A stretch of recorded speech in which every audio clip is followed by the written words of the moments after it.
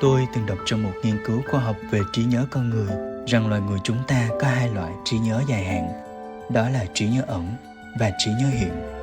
Trí nhớ hiện là những gì ta ghi nhớ một cách có chủ đích, như chụp một bức ảnh hay quay một đoạn phim. Mà một bức ảnh thì có giá trị hơn hàng ngàn con chữ, chỉ cần nhìn vào khoảnh khắc được đóng trong khung hình, ta có thể nhớ được vô vàn chuyện xảy ra. Nhưng đôi khi, ký ức sẽ không rõ ràng mà mờ dần theo thời gian, nên não bộ luôn chừa một khoảng trống cho loại trí nhớ ẩn để nhớ các cảm giác trong vô thức, như một mùi hương vô tình thoáng qua, loại nước uống có vị khác lạ, và cả những âm thanh độc đáo mà ta chỉ nghe đúng một lần trong đời. Chỉ cần nó đủ ấn tượng thì não bộ sẽ tự sao chép và ghi nhớ bằng tất cả giác quan. Nhờ mối liên kết diệu kỳ đó mà xứ Triệu Voi luôn ở trong tim, trong trí óc và cả trong đôi tai tôi mỗi khi nhớ đến. Lào đối với tôi là một đất nước rất ồn ả. Tiếng ồn phát ra từ thác Quang Si nằm sâu trong cánh rừng già. Tiếng ồn đến từ những động cơ mà con thuyền cần để lướt trên sông Mekong. Tất cả tiếng động đó tạo nên sự náo nhiệt cho một quốc gia nổi tiếng là yên bình, nhưng cũng là thanh âm nguyên thủy nhất vang vọng ngàn đời tại xứ sở Triệu Voi.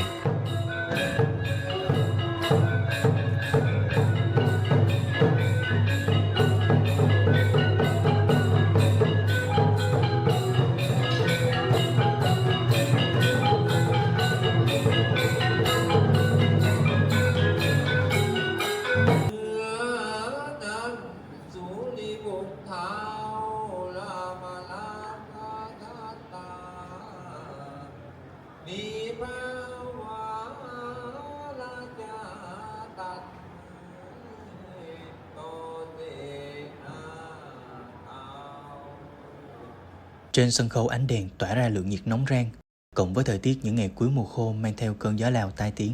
Chỉ cần dưới khán đài bán được vài chiếc vé thì hàng đêm tại nhà hát Hoàng gia Luang Prabang, những nghệ sĩ múa phà lắc phà lam vẫn miệt mài biểu diễn, mang lên mình trang phục cồng kềnh lấp lánh màu đá quý và đội những chiếc mặt nạ to tướng bao phủ cả đầu tóc và khuôn mặt, chỉ để lại hình dáng của nhân vật mà họ hóa thân thành. Phà lắc phà lam được dựa theo bộ sử thi cổ đại là Ma Diễn Na, một phần quan trọng của bộ kinh Ấn Độ giáo. Câu chuyện được du nhập đến Lào vào nhiều thế kỷ trước thông qua các nhà sư. Kể từ đó, nó đã mang phong cách đặc trưng của người Lào và phổ biến nhất là qua những điệu múa. Vẻ đẹp của phà lắc phà lam đến từ việc nghệ sĩ múa phải truyền tải nội dung vở kịch thông qua ngôn ngữ hình thể. Đó là nỗ lực phi thường trong một cơ thể bình thường, mặc cho thời tiết và hàng vạn lớp lan khoác lên mình. Động tác múa của họ phải thật uyển chuyển, nhanh nhẹn để toát lên được khí chất của một vị vua, sự uy nghiêm của một vị thần, hay tính dữ tợn của một con quỷ. Nhưng để múa được phà lắc phà lam đúng điệu thì ngoài những nghệ sĩ múa, ban nhạc tài hoa đánh các loại đàn truyền thống chính là một nửa linh hồn của vở diễn. Không có sự giúp sức của đàn ca thì loại hình nghệ thuật này sẽ khó mà phát triển như hiện tại. Âm thanh của nhạc cụ dẫn dắt cả bầu không khí trong khán phòng, lúc thì lên đến đỉnh mây xanh nơi đấng tối cao ngự trị, lúc thì xuống tận đáy vực sâu thấy được sự hiểm ác của lòng người, lúc trầm lúc bổng đi qua những gian truân của lịch sử, và cũng có lúc dồn dập đè nén tâm trí để người xem nghe cho ta rõ tiếng nhịp chân của điệu múa.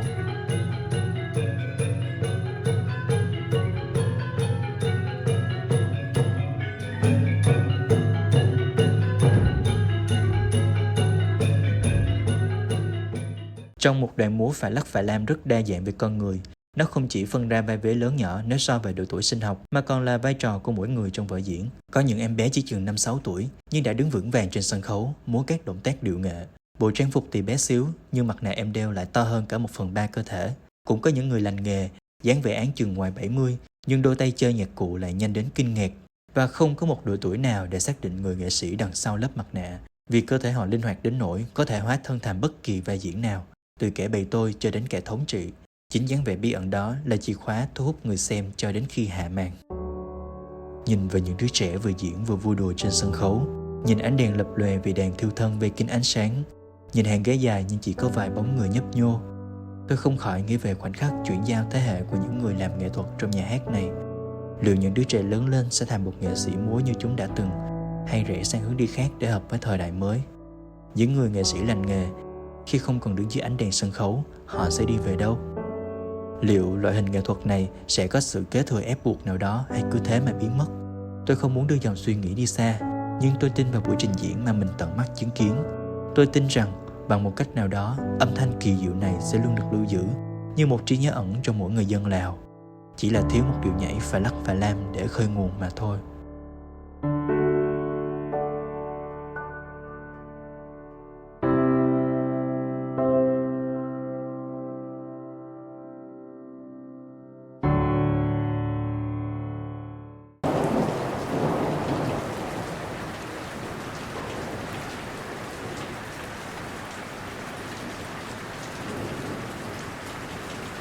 Tôi đến Lào vào những ngày cuối mùa khô, nhưng lại chạm trán cơn bão bất chợt ngang qua vùng đất này. Cơn bão đóng sập khu chợ đêm, tắt ánh đèn các quầy hàng nhộn nhịp và cuốn bay cả kế hoạch mà tôi đã chuẩn bị từ trước. Đáng lẽ tối hôm nay là ngày tôi được xem bộ phim tài liệu Trang, quay lại những cảnh phim chân thật về một gia đình sống trong khu rừng gần cố đô Luang Prabang những năm 1927. Nhưng vì cơn bão nên buổi chiếu phim bị hủy, còn tôi thì mắc kẹt trong cơn mưa trên đường về. Tưởng chừng một ngày cứ như vậy kết thúc, cho đến khi tôi thấy trước mặt mình là biển hiệu với dòng chữ Garavek, có nghĩa là con chim diệu kỳ, và buổi diễn mê hoặc này sẽ đưa trí tưởng tượng của bạn bay xa.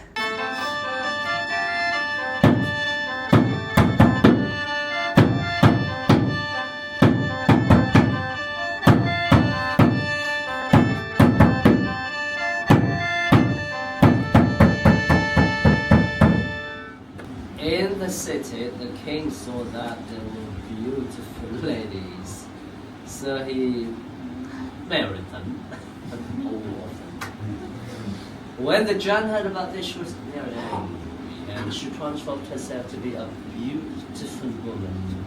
This Jan, she had planned to go to the king's palace to be his queen, but before she left, she told her adopted daughter, her name Garhi, to spare her heart. Garhi, I keep my heart inside the room to cool to make sure it is safe, and I will make sure the swells will suffer. Một buổi kể chuyện Garavek kéo dài 1 tiếng đồng hồ, và trong khán phòng vỏn vẹn 30 chỗ ngồi đó chỉ có 2 con người trên sân khấu. Một người dẫn chuyện, kể toàn bộ câu chuyện bằng tiếng Anh với chất giọng đặc trưng vang khắp căn phòng như tiếng sấm trời rền vang, và một người thổi kèn khen. Trên tay anh ta là chiếc kèn truyền thống của người Lào, được làm bằng một loại tre đặc biệt và phát ra tiếng kêu bằng cách người chơi thổi vào đó một làn hơi đủ mạnh qua từng lỗ nhỏ. Kèn khen chỉ được dùng để thổi trong những dịp quan trọng, nhưng khi nó được cất lên trong buổi kể chuyện Garavek, lại thổi vào đó làn gió hào hùng để mở đầu và kết thúc, dẫn cảm xúc người nghe đến đúng vị trí mà câu chuyện muốn kể.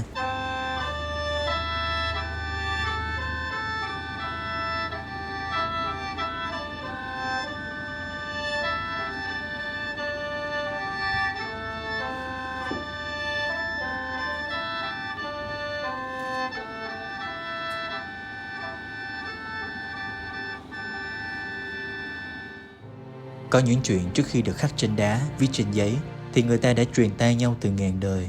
Họ kể nhau nghe chuyện đời thường cho đến chuyện viễn vông, chuyện bầu trời cho đến chuyện dòng sông, rồi từ từ câu chuyện đi càng xa, càng có nhiều bản thể. Như khởi đầu có một cánh bướm đập từ đâu đó rồi biến thành cơn bão to vậy. Những câu chuyện tại Garavek cũng vì thế mà hình thành. Không ai biết rõ nó có từ bao giờ hay bằng hình thức nào, nhưng trong cuộc sống thường nhật, người Lào vẫn truyền tai nhau những sự tích lạ kỳ về con sông, ngọn núi, cánh chim. Họ không thể chứng minh sự tồn tại của các vị thần, nhưng sự hiện diện của tự nhiên là minh chứng không thể chối cãi.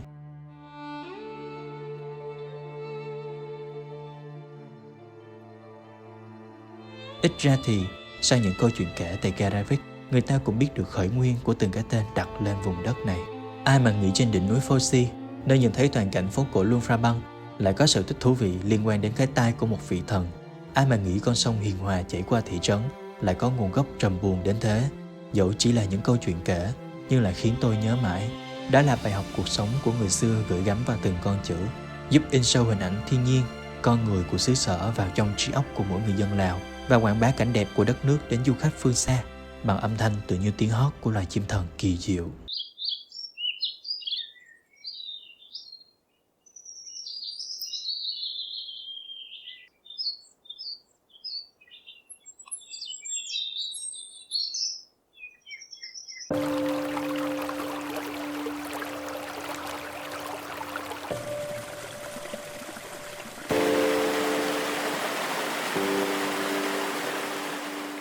Vang vọng trong khu rừng già, ai biết thác Quan Si có từ lúc nào, nhưng nó cứ ồn ào suốt chừng đó năm cho đến lúc được con người phát hiện.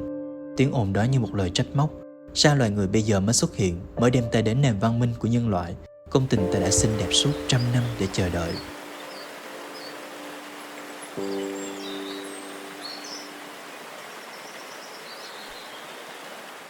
Nhưng Quan Si đâu nào biết, để chinh phục được vẻ đẹp của nó, ta cũng tốn không ít sức lực. Phải băng qua cánh rừng rậm rạp bao phủ lấy con thác hàng thiên niên kỷ, đạp lên hàng vạn lớp đá của từng tầng con thác phân nhánh, mới đến được đỉnh thác nơi Quan Si tọa lạc. Vậy mà Quan Si lại chào đón loài người bằng tiếng nước chảy ồn ả, ắt cả tiếng cười nói của đám đông bao quanh, như sự kiêu kỳ của một kẻ mạnh, ra lệnh cho mọi sự chú ý chỉ đổ dồn về phía nó.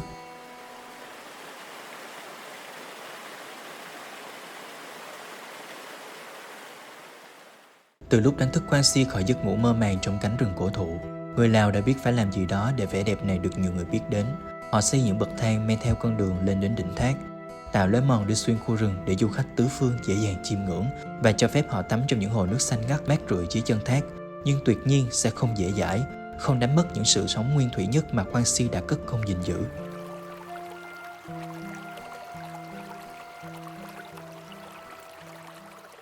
Dấu hiệu của sự sống của Quan Si đến từ màu nước xanh ngọc bích bị rong rêu hòa lẫn, màu lá xanh của khu rừng cổ thụ, màu nâu của đá tảng bị bào mòn, và màu xanh biếc của bầu trời gắt gỏng trong những ngày cuối mùa khô cháy nắng. Từng mảng màu thi nhau tô vẽ, biến khung cảnh xung quanh thành một bức tranh thiên nhiên đa sắc, mà dưới góc nhìn của một người yêu nghệ thuật, tôi có thể cảm nhận được sức sống mãnh liệt của mỗi cá thể qua từng gam màu rực rỡ.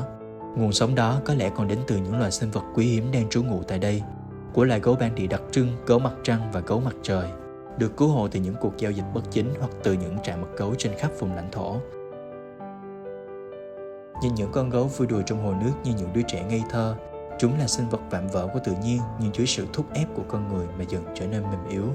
Ngay cả việc trở lại môi trường tự nhiên cũng gần như là không thể, bởi lũ gấu đã quen với việc nuôi nhốt từ khi mới lọt lòng, nên giờ đây trạm cứu hộ Quan Si chính là nhà của chúng cho đến cuối cuộc đời.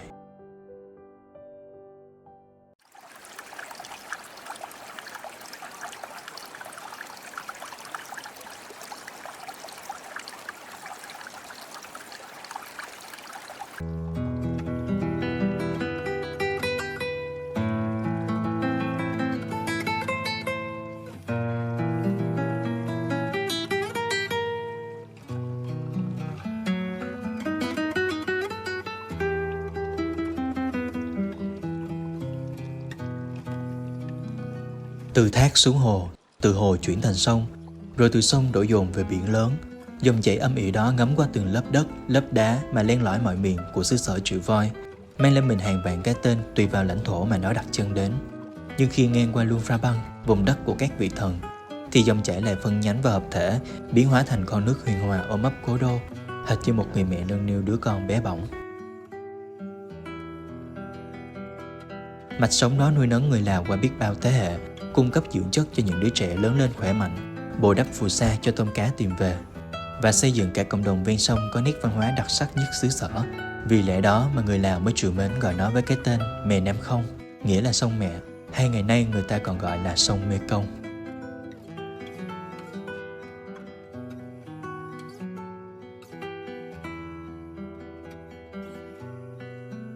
Mặc dù đời sống của con người ven dòng sông Mekong ấm no, có nền ẩm thực phong phú, song nhiều buổi chiều trên sông Mekong lại có một nỗi buồn chán phảng phất mà du khách như tôi không thể phủ nhận.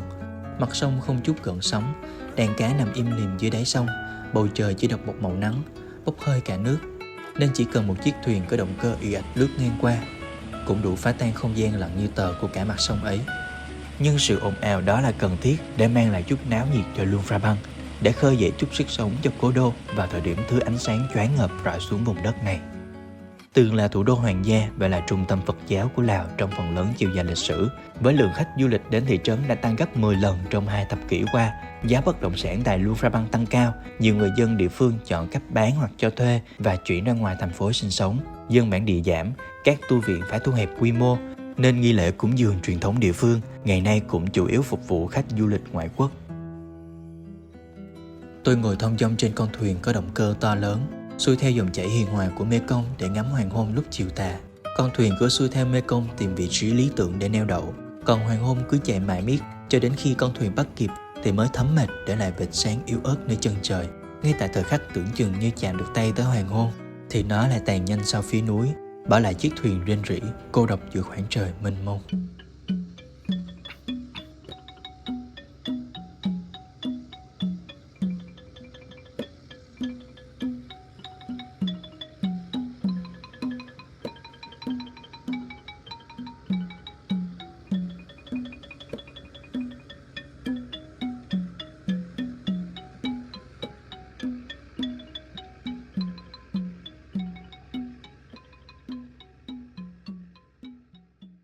Một phần của Mekong nhập vào mạch sống của Lào, biến xứ sở nên thành vùng đất giàu đẹp, có núi cao, sông rộng và cánh rừng rậm rạp, rồi lại rời đi, bước qua vùng lãnh thổ để thực hiện sứ mệnh mới tại một quốc gia khác.